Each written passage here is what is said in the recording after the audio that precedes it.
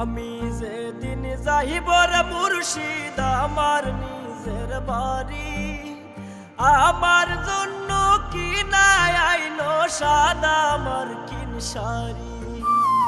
আমি